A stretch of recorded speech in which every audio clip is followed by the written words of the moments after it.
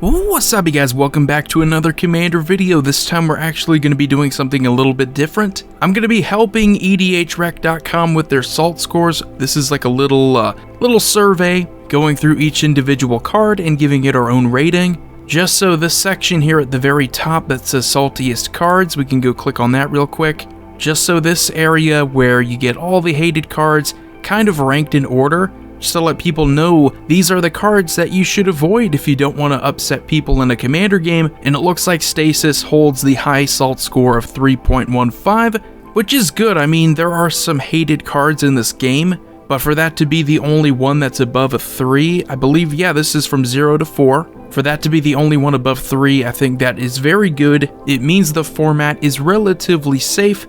It's not annoying to anybody, it's not going to frustrate new players, and that's all we can really ask for. So let's begin the survey. First card here at Destiny Spinner. Would I say that this is salty? Not really. I wouldn't say this is salty at all. There are a ton of spells that are uncounterable. This isn't even close to being on my radar. Self-inflicted wound. Target opponent sacks a green or white creature. If that player does, they lose 2 life. Again, this is pretty standard. Just because it specifies green or white creature doesn't really make it a salt card. You see a ton of cards like this that do this regardless of creature color. So again, this is a no, not at all. Whisper Silk Cloak. Equipped creature can't be blocked as long as it has Shroud, and the equip cost is 2. I personally wouldn't consider this to be that salty, even though I think out of the 3 we've seen, this can be probably the saltiest. Only because it does make the creature pretty much untouchable. You do have to deal with this first, but I don't know, maybe 1 salt shaker, not really that big of a deal. Quest for Renewal. Whenever a creature you control becomes tapped, you may put a quest counter on it. As long as there are 4 more counters on it, you get to untap all creatures you control during each other player's untap step. No, not at all. I think the fact that you have to get the quest counters on it, it's not difficult, but it does add more to the card, so it's not going to be straight up like a Seedborn Muse or anything like that. So no, not at all for me. Drop of Honey. At the beginning of your upkeep, destroy the creature with the least power. It can't be regenerated. If 2 or more creatures are tied for the least power, you choose one of them. When there are no creatures on the battlefield, you sack Drop of Honey. I really don't think this is salty whatsoever. It's actually pretty slow for Commander. You do have to wait for the beginning of your upkeep to even do this, and it just destroys the weakest creature on the board. So no, not at all. Mongara the Diplomat. I wouldn't personally say this is a salty card, but it is more competitive. So whenever an opponent attacks, if 2 or more of those creatures are attacking me, or a planeswalker I control, I get to draw a card, and whenever an opponent casts their second spell each turn, I also get to draw a card. I would say 1 salt shaker, not really that salty, but it is a little bit more competitive, so it has that going for it. And we have Throne of the High City. I don't even have to read this card. No, not at all. World Shaper. Again, this is, I mean, it's a powerful ability, but you do have to be able to kill it in order to bring all the lands back from your graveyard, and it just doesn't really happen that often, so I'm going to say no, not at all. We have Sphere of Safety. A little bit more so, but in a lot of these enchantment decks, there aren't a ton of creatures, so you do kind of feel like, okay, yeah, you have a defensive card or 2, so for me, it's not really at all. Xer the Enchanter. Now this is actually a little bit more salty because you can play a Stax control deck around them. That I think makes it probably the saltiest that we've seen so far, but still only about 2. And then we have Trash for Treasure.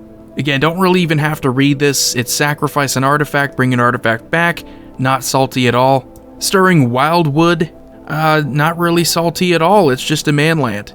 We have Krark Clan Ogre, sacrifice an artifact. Target creature can't block this turn. Not salty at all. We have Farseek. Why would this even be considered salty? It's just ramp. And then we have Assassin's Trophy. Would this be considered salty? I don't know. Maybe because it's good removal, efficient removal that can deal with any permanent and opponent controls. I think that's pretty good, but, you know, still only around 2 for me. And then we have Ferexian Swarmlord.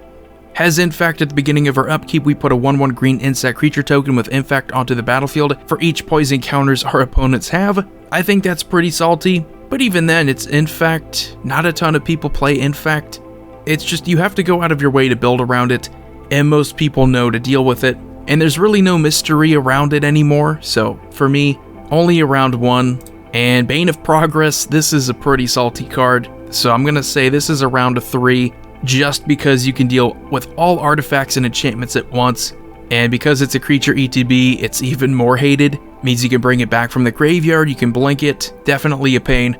So I'm going to say 3. Ancient Amphitheater, not at all, that's a joke. Lithoform Engine, this is one I'm really kind of surprised didn't see an increased amount of play. Just because all around it's pretty useful, you can copy several different things. Just because I haven't really seen it that often, I'm going to say no, not at all. And then Pilgrim's Eye, why would this even be salty? Intruder Alarm, now we're talking. Creatures don't untap during their controller's untap steps, and whenever a creature comes into play, untap all creatures. I would say yeah, salty because it's a win con. It's a pretty easy win con with a lot of commanders, so we're just going to say 3. Simic Ascendancy is another win con. I think, there's a reasonable time to build up those counters, so to me it's not really salty at all. If you're playing a +1/+1 counter deck, it's a surefire win con, and a lot of decks need that. So nope, not at all for me. Crawling Barrens, are you kidding me? Not at all. Hired Torturer. Target opponent loses 2 life, then reveals a card at random from their hand. That's not salty at all. 4 mana on an activated ability. Nope. Wayfarer's Bauble is ramp, doesn't make me salty one bit. Putrid Imp doesn't make me salty one bit. Burgeoning does make me a little bit salty, I'm not gonna lie. I'm gonna say 3. Just because the decks that play it, they're just so far ahead once they have it out there. For only 1 green mana, it's pretty ridiculous. And then Notion Thief. Notion Thief can be pretty salty, but it's not quite to the point that something like Hull Breacher was, or Leovold, so I'm gonna say only around 1. Only around 1 for now. And then we have Pillar of the Perunes. This is just a land, not really salty. Army of the Damned, it's just, creature token sorcery, not salty. Carymetra's Acolyte, okay, I'm starting to think that this isn't really a well thought out, is this card salty kind of survey. Here's a random card, is this salty? No, not at all. Karn the Great Creator, why would this be salty? Now Jace the Mind Sculptor can be a little bit salty, but again, it's not really something that sees a ton of play in Commander, so I'm only going to say 1 for now. Sarah's Sanctum, yeah, maybe about 1 just because it's pretty good. Gives a very powerful advantage for enchantment decks, but even that's really the only card that does that. Lotus Guardian, nope, not at all.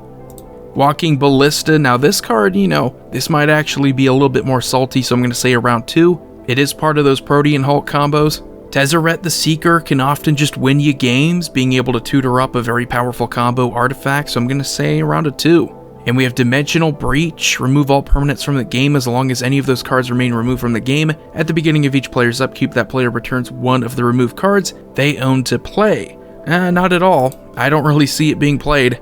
Swarm Intelligence, it's a 7 mana enchantment to do what it does. I think that's pretty appropriate. Yeah, this is just a snow land, not really salty. Codex Shredder, not really salty. Mind Crank, now that could be salty, I'm going to say 2. Tainted Strike, again, it's in fact, I wouldn't really say it's salty. Chainer Dementia Master, not really salty. You do have to pay a bunch of mana, you do have to pay 3 life, and if he leaves, you also lose those creatures, so no. Celestia Kill, nope. Imaginary Threats, what if I put one of these to 4, just for laughs? But no, not at all, not at all, we're gonna be honest. Windfall, not really salty. Snuff Out, nope. Sholdred Whispering One, now Sholdred, I would say kind of middle of the road. People don't like having to force sacrifice anything, so around a 2. Duretti, I don't know, I never really felt bad about Duretti. Cryptolith Fragment doesn't really register for me. Phyrexian Reclamation, ooh, what's with this background? You guys just noticed that? The background changed for no reason. Alseid of Life's Bounty, nope. Brago King Eternal, maybe around a 2, I would say about a 2, and that's really because he can be a powerful stacks commander. Sandworm Convergence, nope, I think it's appropriately costed for what it does. Winding Canyons, no, not really something I think is overpowered. Lunar Force, nope. Boros Charm, nope. We're at 58 right now, it says it at the top right. Next milestone, about 100. Archaeomancer's Map, not really a salty card, just a good advantage one. Bribery, now that can be salty. I'm going to say around a 3. Just because it never feels good to have something stolen from you, you know what I mean? Dig Through Time is just, it's a good dig card. Nothing really salty about that. Subterranean Hangar, nope. Authority of the Consuls, I would say about, around a 2, just because, and this is, 1 through 4. Personally, I don't really think that the salt scores are accurate because you don't have enough cards that are, up around the 3 and 4 area. Something like this is pretty salty. It does slow down your game, so I'm going to say around a 2. Mikaeus the Unhallowed, kind of the same reason for walking Ballista, but I'm going to put him a little bit lower. I think around a 1. Grindstone, I guess a 2. Endrixar Master Breeder, nope, not at all. New Benalia, nope. Slippery Bog Bonder, nope. Necropotence, not really salty, but I don't know. It is more competitive. It can come out of nowhere and win you games, so maybe a 1. Uvenwald Mysteries, nope. Shisado Whispering Hunter. Now that actually can be pretty salty if it works, but just because how specific it is, you do have to have a pretty good snake deck to just keep it out there so you can keep sacrificing snakes. I'll put it maybe at a 1 because if you are able to deal combat damage, that's a salty ability. And Garrick Primal Hunter, nope, not salty at all. Goblin Burrows, no, I wouldn't say so. Underworld Breach, maybe it's kind of like Yawgmoth's Will, can come out of nowhere and win you a game, so maybe around a 1. Demonic Tudor, would it be salty to just get the best card from your library? Maybe a 1. Gloom, that's a pretty good hate card, but in Commander, does it really see any play? Is white really the color you're going to look to oppress outside of something like blue or green or even black? Probably not. Evolution Sage, wouldn't say that's salty. Agra Mauling, nope, not really. Kavu Glider, are you guys afraid of the Kavu Glider? Maybe you are, maybe it's a 4. No. Gitaxian Probe, I tell you what, people don't like having to reveal their hands, so I might just put it at 1. Citizen Champion, probably not, just a good card draw engine. Helm of Obedience, now that card. Having to mill, this is also a win con, I'm gonna put it at 2. Mirror Maid, no, not really. Kabira Crossroads, whoa, gaining 2 life? Slow down there, pal. No, not at all. Heraldic Banner, you mean you also get to tap it for mana? No.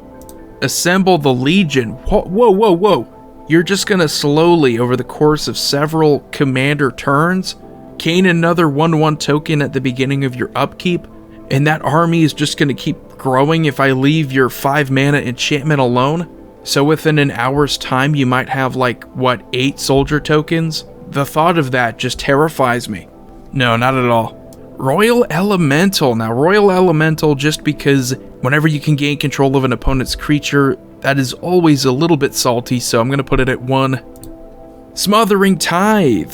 I think any card that requires you to constantly check on your opponents to see if they want to pay the mana, that's always going to be salty, so I'm going to say around a 2. Lava Claw Reaches. I guess the saltiest thing about this card is really the fact that you can pull it in double masters.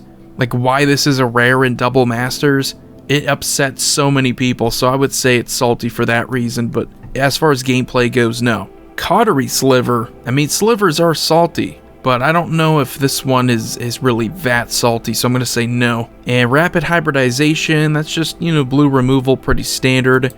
Nope. Impulsive Pilfer, don't even have to look at that. Beacon of Tomorrow's take an extra turn. I would say this is totally salty. I hate whenever anyone plays this, so for me, this is going to be around at least a 2. I hate that card so much. Flood of Tears. Yeah, again, it's, blue bounce removal. Not really salty. Dwarven Mine. All those pesky little dwarves. Nope. Woolly Spider. You mean to tell me that there is a card named Woolly Spider, and that when it blocks a creature with flying, it gets +2 toughness until end of turn? That's way too good. That's a 4. That's definitely a 4. And Gravecrawler. Gravecrawler is actually a really good combo piece. I would say it's kind of salty, but maybe only a 1 salty. It's really just a combo piece for zombie decks, but you can throw it into a ton of good decks and just combo with something like a Phyrexian Altar. Mass Manipulation. Gain control of X target creatures and or planeswalkers. Maybe just a 1, because that's always annoying. Mirari Conjecture, no way. Alright, so for this last one, Flagstones of Trochaire, not salty at all. So that's going to be the 100th card. Let me know what you guys think about this. Go check it out if you haven't already. I think it's important to know exactly what the community thinks, about salty cards. As you can see at the bottom here, there's already over 3 million votes. Get me out of the salt mines, so that is where we are. We're inside the salt mines. And just for the record, I do not think Sapphire Drake is salty. I will have a link to this in the description below, so if you want to go check it out, hopefully it'll still be up there on EDHREC.com, but if not, you have a good day. Void here signing off. I will see you all next time.